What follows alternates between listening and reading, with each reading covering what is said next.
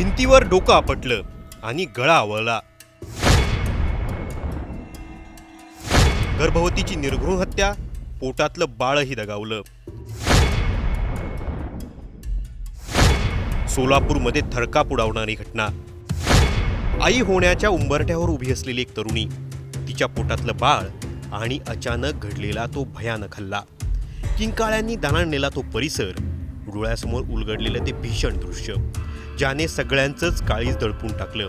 प्रेम, राग आणि सूड यांच्या वादळात एका तरुणाने अशी मर्यादा ओलांडली की एका नव्या जीवाचं जग पाहण्याचं स्वप्नही संपलं. नेमकं त्या क्षणी काय घडलं होतं आणि एवढ्या टोकाला जाण्यापर्यंत परिस्थिती कशी पोहोचली, हेच आपण या व्हिडिओतून जाणून घेतोय. त्यामुळे हा व्हिडिओ शेवटपर्यंत पहा आणि टाइम्स नाऊ मराठीला लाईक, शेअर आणि सबस्क्राईब करायला विसरू नका.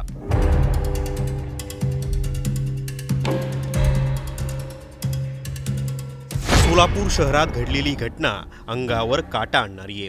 लष्कर परिसरातील बाळप्पा तालीम भाग, साधा आणि शांत परिसर. पण रविवारी संध्याकाळी इथे जे घडलं त्याने संपूर्ण शहर हादरलं. सोनी गणेश रामपुरे, वयाने तरुण आणि आयुष्याच्या नव्या टप्प्यावर. 9 महिन्यांची गरोदर, काही दिवसात आई होण्याचं स्वप्न पाहणारी, पण तिचं हे स्वप्न निर्दयीपणे चिरडलं गेलं.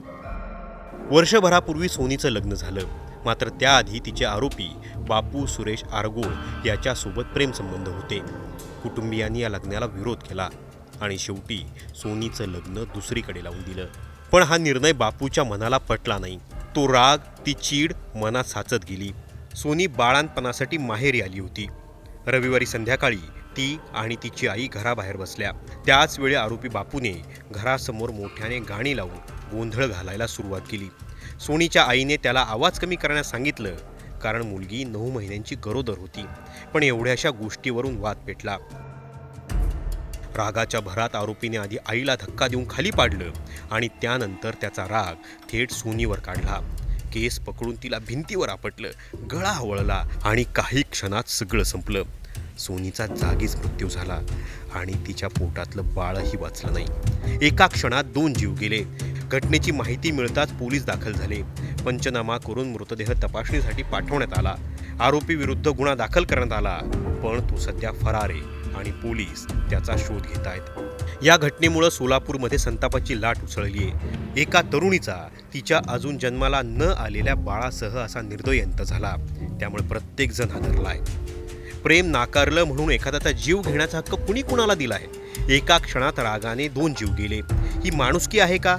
त्या बाळाचा दोष काय होता? त्याने अजून तर जगच पाहिलं नव्हतं. कुटुंबियांचा विरोध, नात्यातला ताण, हे सगळं इतक्या टोकाला जाण्याआधी कुणी थांबवू का शकलं नाही? आणि सर्वात महत्त्वाचं, अशा विकृत मानसिकतेला रोखण्यासाठी काही उपाययोजना का केली गेली नाही? तुम्हाला काय वाटतं? आम्हाला कमेंट बॉक्समध्ये नक्की सांगा. आणि अशाच माहितीपूर्ण व्हिडिओ पाहण्यासाठी टाइम्स नाऊ मराठीला सबस्क्राईब आणि फॉलो करायला विसरू नका.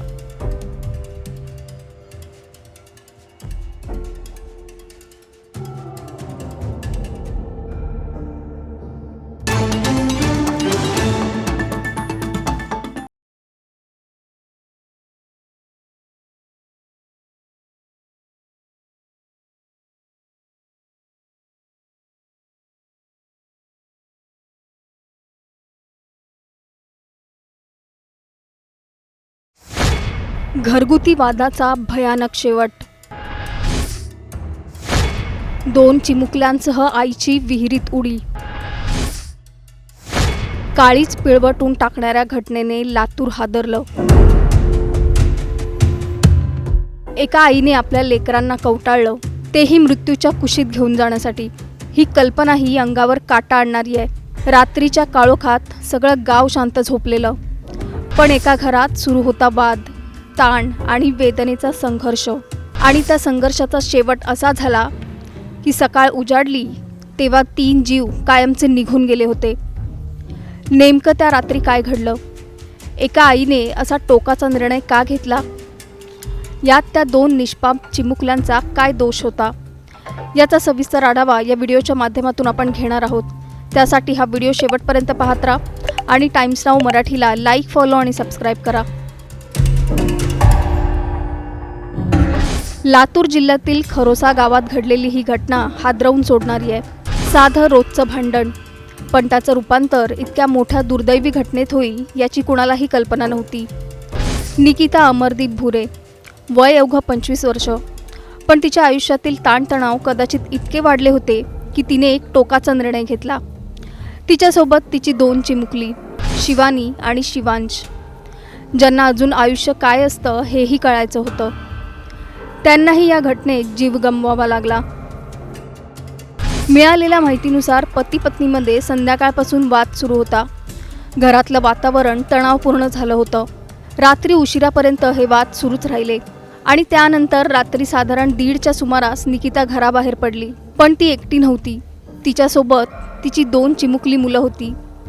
त्यावेळी नेमकं तिच्या मनात काय चाललं होतं हे कुणीच सांगू शकत नाही. सकाळी घरच्यांना त्या तिघांचा काहीच पत्ता लागला नाही. शोधाशोध सुरू झाली. गावात विचारपूस झाली, पण काहीच हाती लागलं नाही. आणि मग दुपारनंतर कोणीतरी घराशेजारच्या विहिरीतून पाणी आणण्यासाठी गेलं. पण तिथे गेल्यावर जे दृश्य दिसलं त्याने सगळेच हादरून गेले.